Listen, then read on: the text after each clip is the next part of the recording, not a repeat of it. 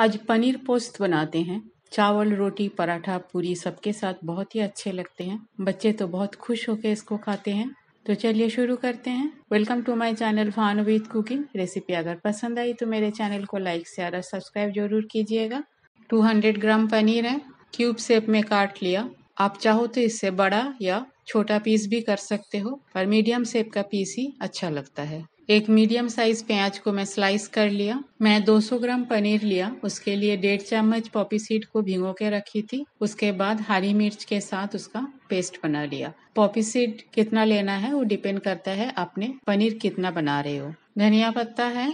पोस्त बनेगा तो नाइजेला या कालोंजी तो चाहिए ही चाहिए।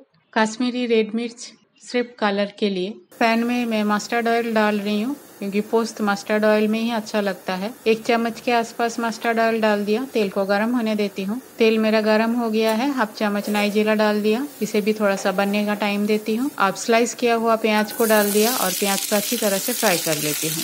प्याज मेरा फ्राई हो गया है। बिल्कुल ब्राउन नहीं करनी है, बस ट्रांसपेरेंट हो जाने से ही हो जाएगा।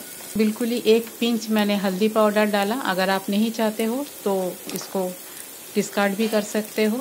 कश्मीरी रेड मिर्च पाउडर भी डाल दिया थोड़ा सा। ये दोनों सिर्फ कलर के लिए है। मिक्स कर लेती हूँ। अब जो पॉपी सीड का पेस्ट बना के रखी थी उसको डाल दिया। पेस्ट को भी प्याज के साथ अच्छी तरह से मिक्स कर लेती हूँ। हल्का सा फ्राई भी कर लेती हूँ। बिल्कुल ड्राई नहीं करना है इसको। पॉपी सीड का पेस्ट को मैं हल्का सा फ्राई कर लिया। अब जो क्यूब शेप में पनीर को काट के रखी थी इसको डाल दिया और पेस्ट के साथ इसे भी मिक्स कर लेती हूँ।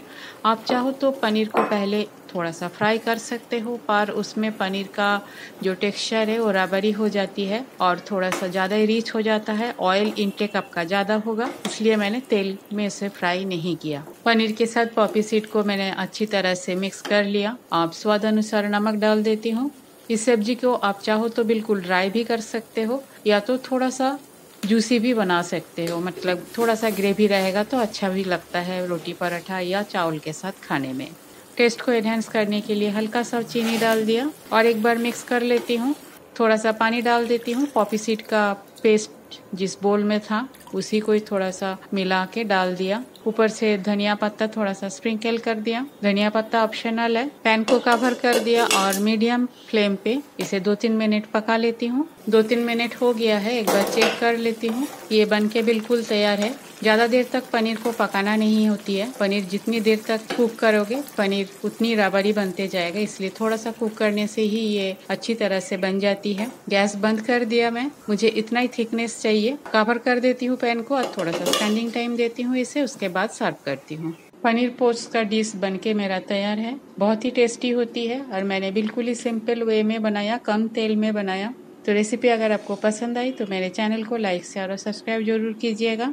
थैंक्स फ्रेंड, मेरे वीडियो देखने के लिए। आगे भी बने रहिए। होममेड सिंपल रेसिपी मैं अपलोड करती हूँ। पसंद आई तो अपने फ्रेंड सर्कल के साथ और फैमिली के साथ शेयर जरूर कीजिएगा। न्यू व्यूअर्स के पास मेरा हम्बल रिक्वेस्ट है, अगर मेरे रेसिपी पसंद आती है तो मेरे चैनल को लाइक शेयर और सब्सक्राइब जरूर कीजिएगा। आज यहाँ तक ही। मिलते हैं कोई और एक रेसिपी के साथ। तब तक के लिए bye. Have a good day.